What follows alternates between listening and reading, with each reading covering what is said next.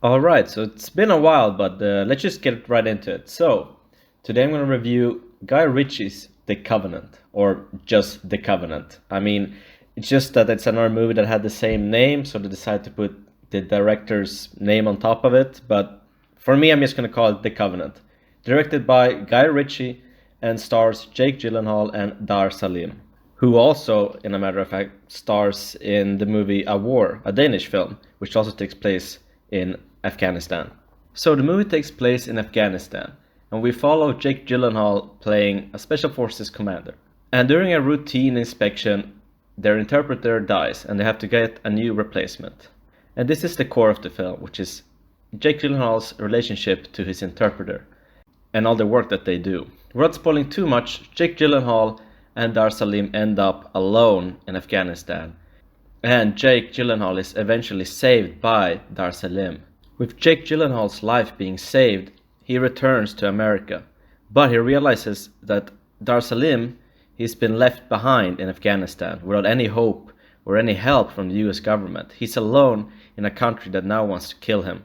And this is where Jake Gyllenhaal decides to go back and save Dar Salim. And this is the core of the film, which is about the relationship between the Afghan interpreters and the coalition forces that fought in Afghanistan. And, in a way, also what just happened to them. And this is also the message of the movie. And even states at the end that after coalition forces left Afghanistan in 2001, more than 300 interpreters and their families have been murdered by the Taliban for collaborating with the US military, and thousands more are still hiding.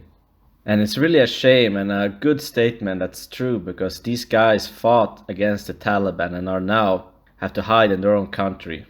All these interpreters were promised some type of protection after their service, either a citizenship to the United States or the country they served, and now have been mostly all abandoned. Overall, I think this is a great story with a lot of potential, but unfortunately I think that this movie shows it all very generic. You don't really realize that this is a Guy Ritchie film at all, except maybe in one montage point. Overall, the movie feels just very generic in the way it portrays this whole story.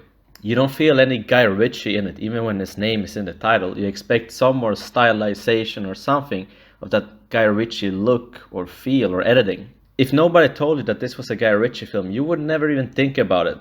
This movie feels like it's made by, I don't know, Clint Eastwood, or it has that American Sniper look and vibe to it. And I feel that when you have a story that's really good and with a lot of potential, these over-the-top action moments that this movie has kind of takes away from the seriousness of the story and the overall message of the film.